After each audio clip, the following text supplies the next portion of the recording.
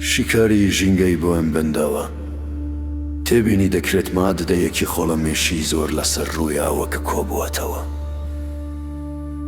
ئەمە تەنها گەڵای وەریو نییە، ئەمە فشارێکی زۆرە لەسەر ژینگەی ئاوەکە.